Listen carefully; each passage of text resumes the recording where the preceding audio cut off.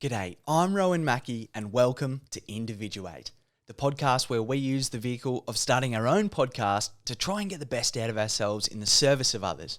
Today, I'm changing things up a bit. I'll tell you why in a second, but before this week, I'd planned to go on to the next stage of starting a podcast, which is choosing a topic. But as we're getting a little further into the podcast, it's starting to take a bit more shape in terms of where I want to go with it and where I think it will be most helpful to people. And to be completely honest, I think it would diminish the podcast a bit if we just went through the stages of starting a podcast and elaborating on each.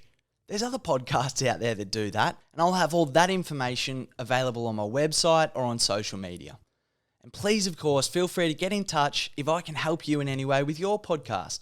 But the more I think about it, the more I think this podcast should be about the idea of developing our perspective and putting our voice out there, even if that's not through a podcast so much.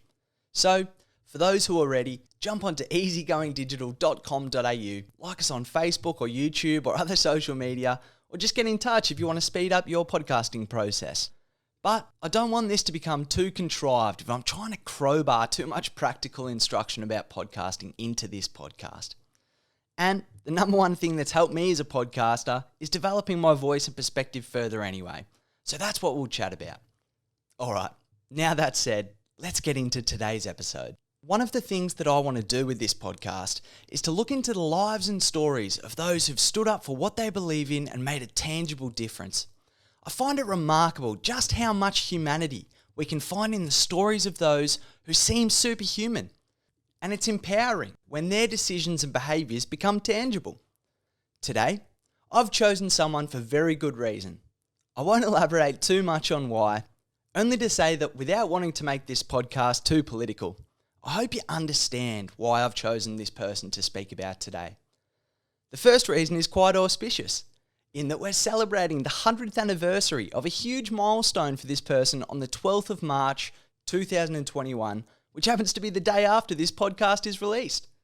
But the main reason is that I think this person's story should be told much more than it is. And I think we're seeing some of the ill effects of the fact that this story doesn't have more prominence in society today.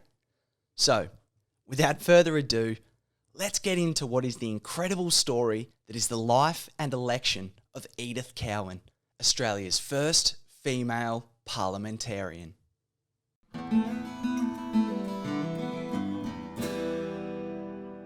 Now, before this week, I'm ashamed to say that I didn't know much more about Edith Cowan than the fact that she was on our $50 note and she has a university named after her in Western Australia.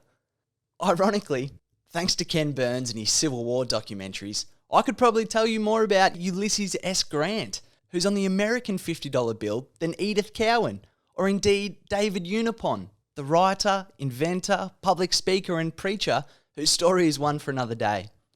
But I don't think I'm alone in Australia when I say that's the case.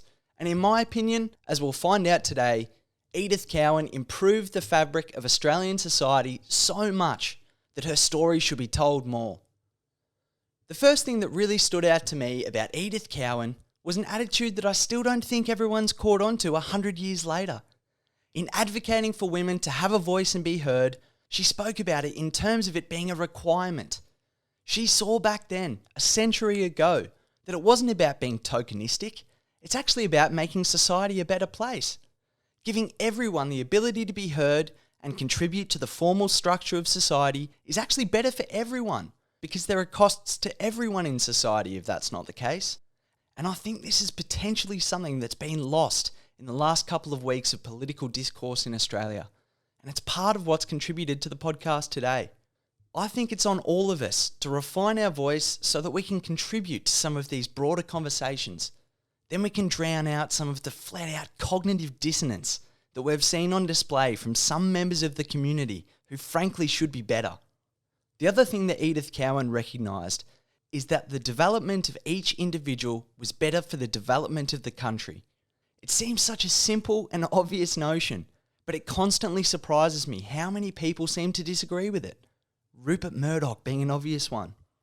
She believed that education was fundamentally important in tackling the social issues of the day, in that it was the key to growth, change, and improvement.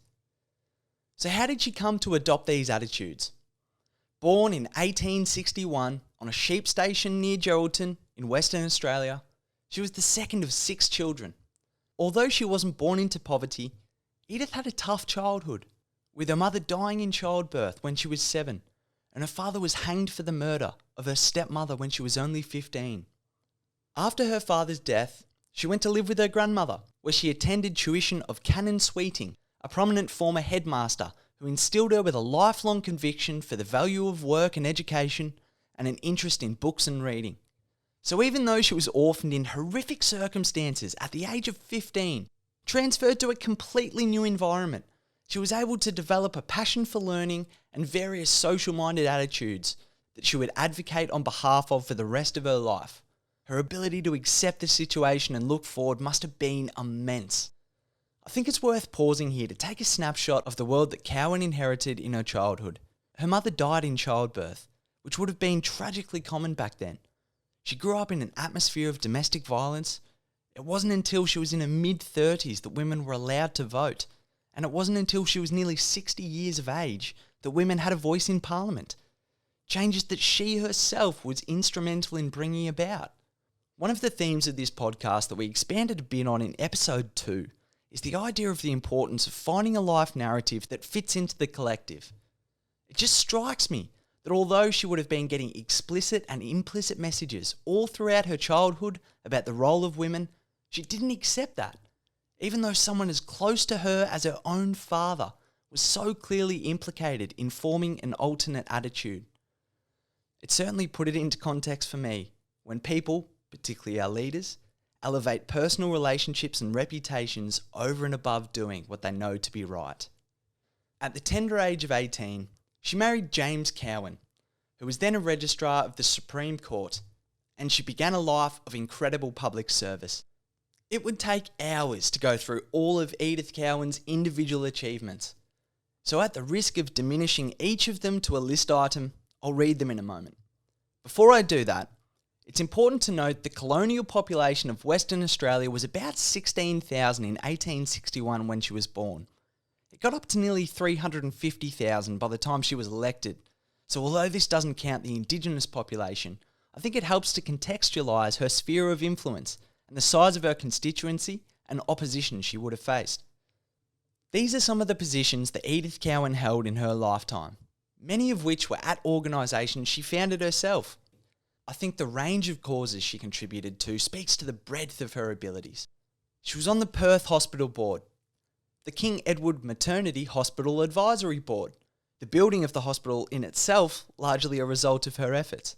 She was chairman of the Perth Hospital Red Cross Auxiliary, president of the Military Nurses Home Committee, president of the Pageantry and Sites Committee of the WA Historical Society, vice president of the WA League of Nations Union, Red Cross Division Committee. She helped found the Children's Protection Society.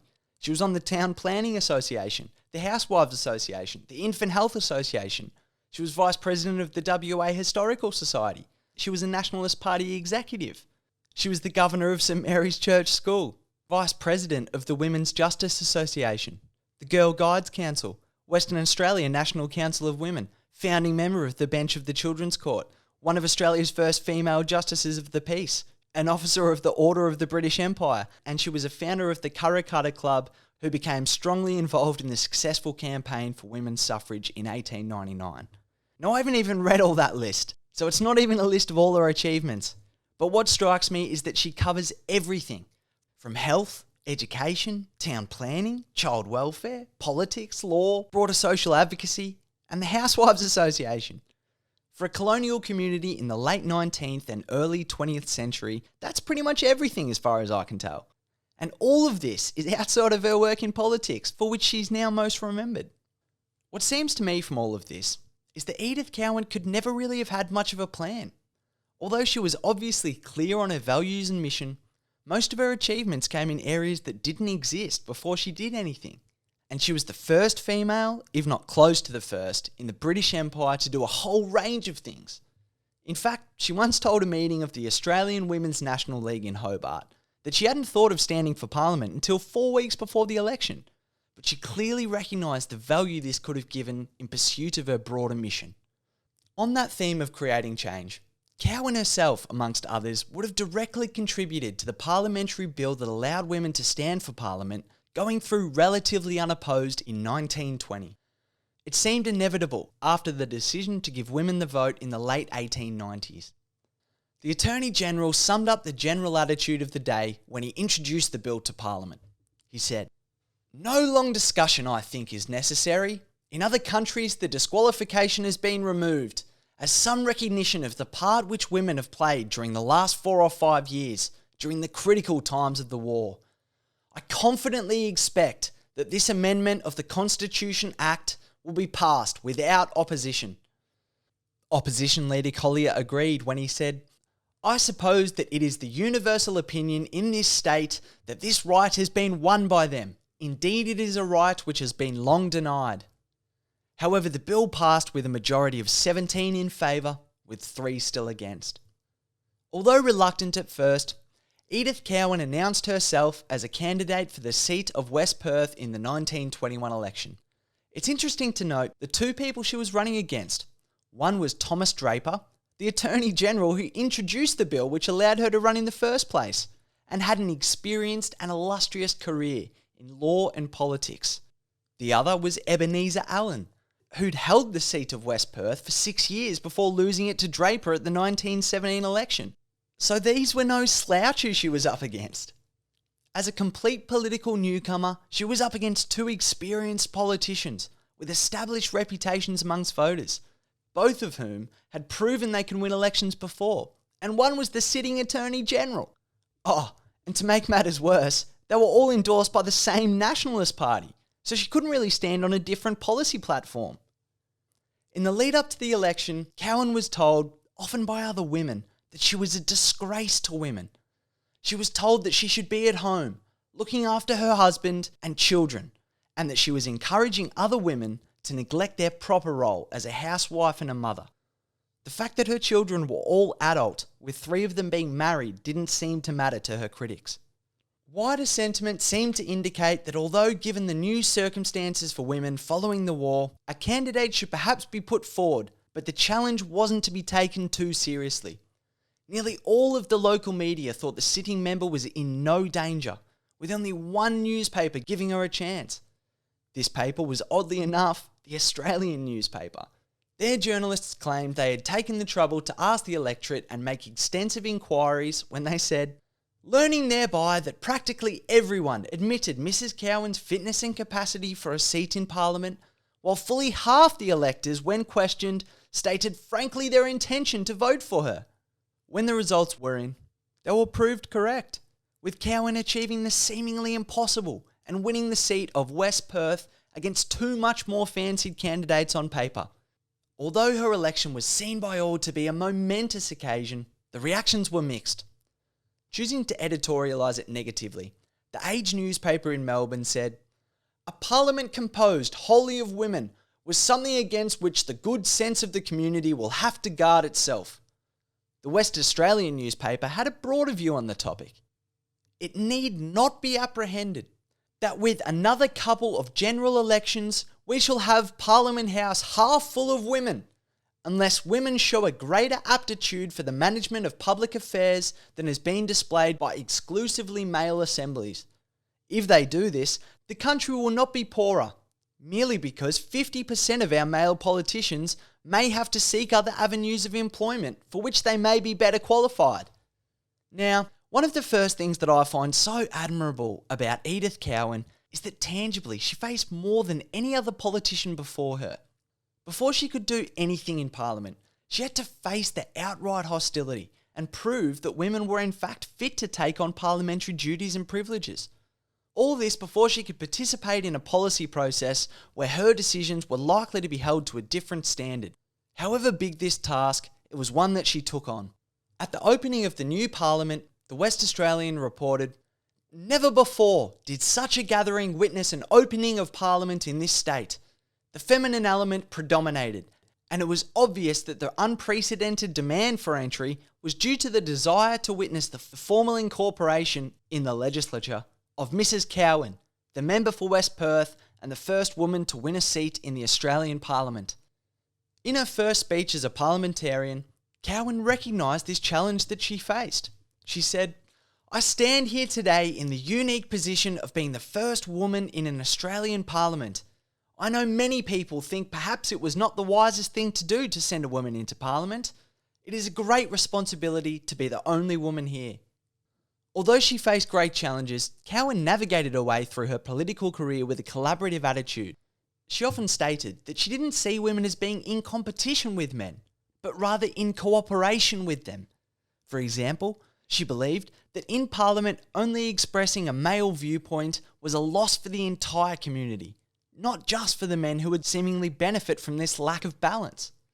In not wanting to seem brash and presumptuous, Cowan didn't launch into her political career with the same brazen attitude that we've seen from an American mature-age political newcomer in recent years.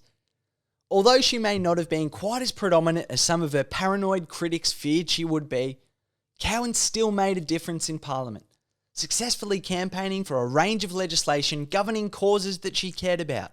In one early example, she successfully gained admission for women into the Speaker's Gallery, something which had been forbidden prior to the election.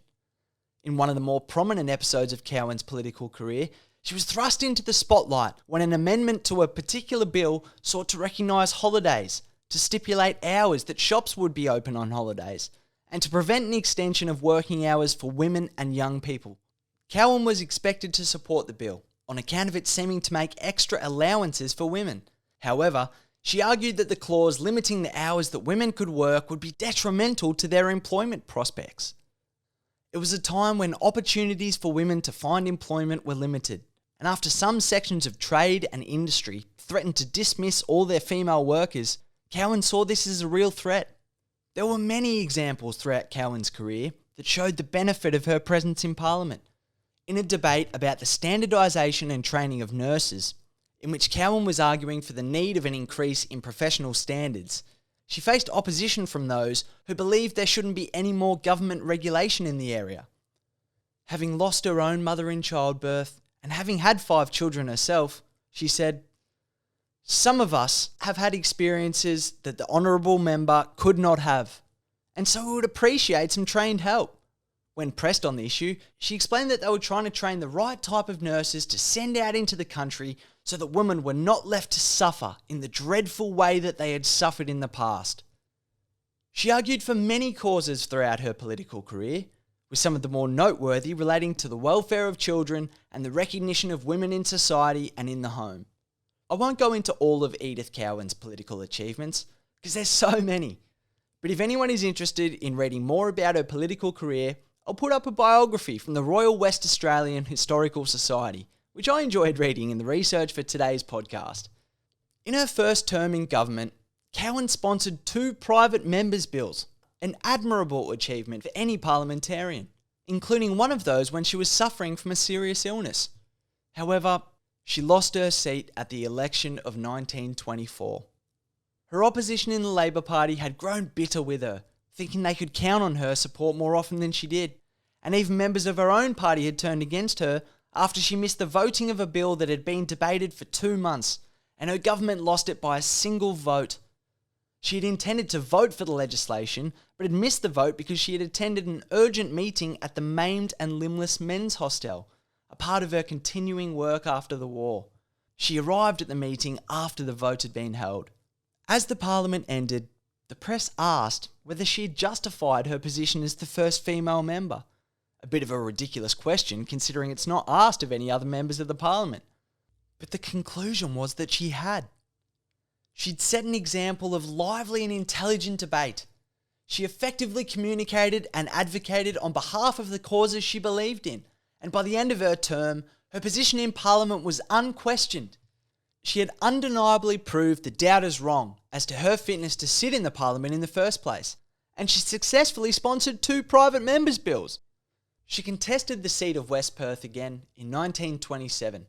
However, the election subsequent to her joining the Parliament had become more bitter. Edith Cowan died on the 9th of June 1932. She is currently the only female to have an Australian university named after her, and the federal electorate of Cowan in Western Australia now bears her name, the seat currently held by Labor's Dr. Anne Alley. So, That's a very brief look into the incredible life of Edith Cowan. And there are just a couple of things that I want to touch on. First of all, born in 1861 and living until the age of 70, she catalysed so much change in her life. From the world that she inherited to the world that she left behind, she had such an influence in what that looked like. And the tide of change is something that I think we can take for granted a little bit sometimes. Because without people like Edith Cowan facing all that they did and making the decisions on the micro level to do the difficult thing and take the positive route, this is how change happens. If we're talking about standing on the shoulders of giants, well, Edith Cowan is an absolute giant.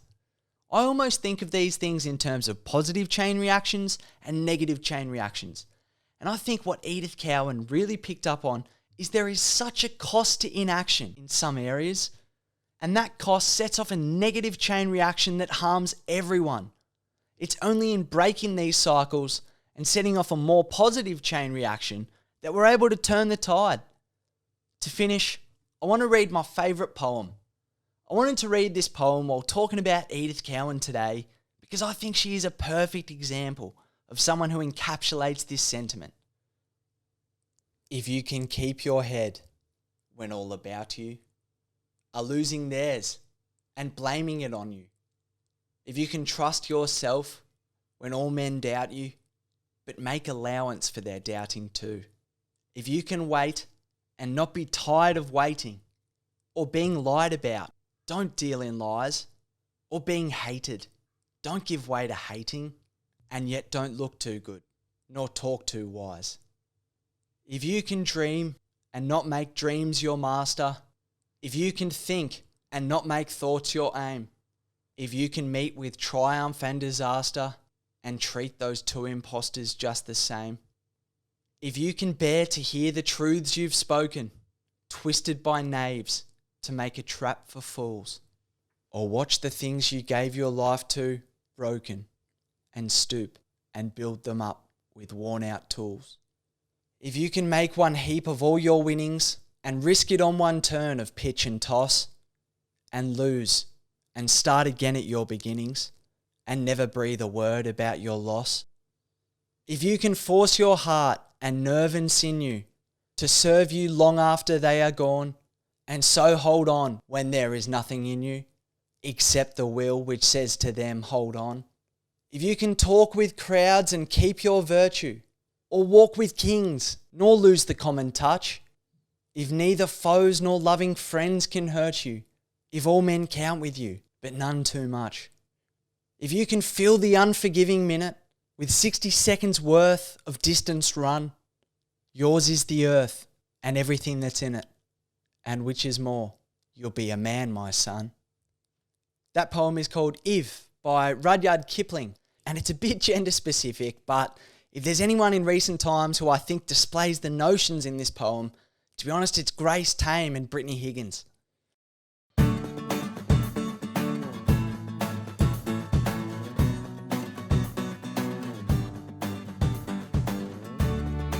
Thanks for listening to today's podcast. As always, I'll have the episode page up with a whole bunch of resources about Edith Cowan available at easygoingdigital.com.au/individuate. Stay tuned for next week because I've got a bit of an announcement for those who are interested in taking the plunge and actually starting a podcast for yourself. I'm also really looking forward to bringing you a couple of interviews that I've got in the pipeline with some movers and shakers who are going to help explore these ideas further. All this and more on the next episode of Individuate.